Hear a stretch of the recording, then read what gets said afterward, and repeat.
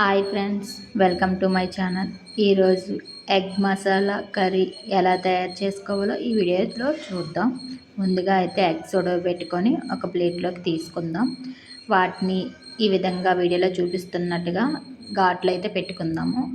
ఘాట్లు ఎందుకు పెట్టుకుంటామంటే మనం మసాలా కర్రీ చేస్తున్నాం కాబట్టి ఆ మసాలా ఎగ్ లోపలికి వెళ్ళడానికైతే ఇలా పెట్టుకుంటాము. ముందుగా అయితే కారం తీసుకొని, ఇవి ఇంట్లో పట్టిన కారం కాబట్టి చాలామంది పసుపు తీసుకుంటారు. ఇంట్లో కారం పసుపు అన్నీ కలిపిసే ఉంటుంది కాబట్టి నేను ఈ విధంగా గుడ్కి మొత్తం అంతా రాసుకుంటున్నాను.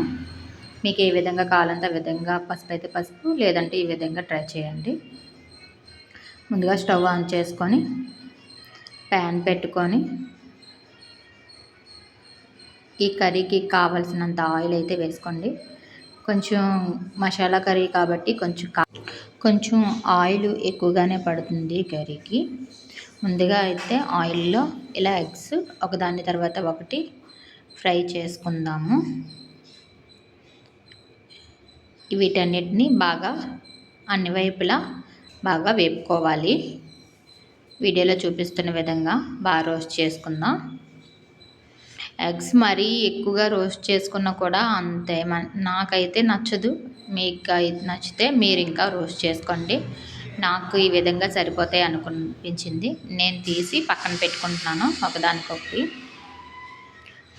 ముందుగా ఆయిల్లో పచ్చిమిర్చి వేసి బాగా వేపుకుంటున్నాను. తర్వాత ఉల్లిపాయ పేస్ట్ వేసి బాగా కలుపుకోవాలి. ఈ ఆనియన్స్ పేస్ట్ పచ్చివాసన పోయినంత వరకు, కొంచెం కలర్ చేంజ్ అయినంత వరకు బాగా వేపుకోవాలి. చూడండి ఎలా వేగుతుందో.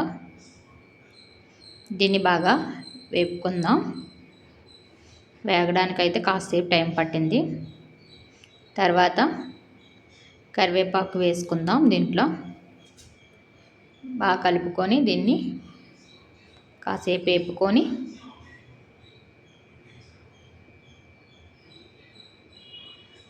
మళ్ళీ ఒకసారి కలుపుకొని చూద్దాం. వేగిపోయింది.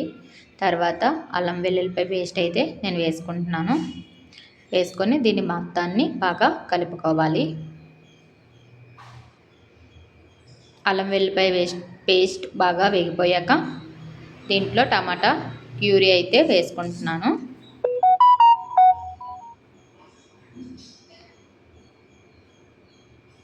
దీని అన్నిటినీ బాగా మిక్స్ చేసుకొని కాసేపు అయితే అలా ఉంచేద్దాం. ఇది మసాలా మొత్తం బాగా వేగిపోతుంది. ఇలా వేగిపోయాక మనం ఇందులో సరిపడంత కారం, ధనియాల జీరా పౌడర్,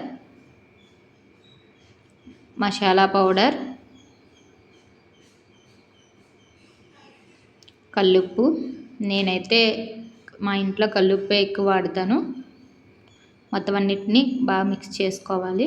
ఇలా కలుపుకున్న తర్వాత దీన్ని సరిపడంత వాటర్ అయితే వేసుకోండి. దీని అంతనే మరొకసారి కలుపుకొని బాగా గ్రేవీ కొంచెం మరగనివ్వద్దాం. మరుగుతుంది. ఇది బాగా మరుగుతున్నప్పుడు దీంట్లో అయితే మనం ఫ్రై చేసి పెట్టుకున్న ఎగ్స్ అయితే ఇందులో ఒకదాని తర్వాత ఒకటి ఇందులో అయితే వేసుకున్నాను. ఇందులో నేను ఒక ఎగ్ అయితే వేపుకోలేదు, ఎందుకంటే మా పాపకి వేపితే ఇష్టం ఉండదని నేను ఈ విధంగా చేస్తాను తన గురించి. గ్రేవీ ఇలా దగ్గరికి అవుతుంది. మీకు ఎంత గ్రేవీ కావాలంటే అంత గ్రేవీ చూసుకొని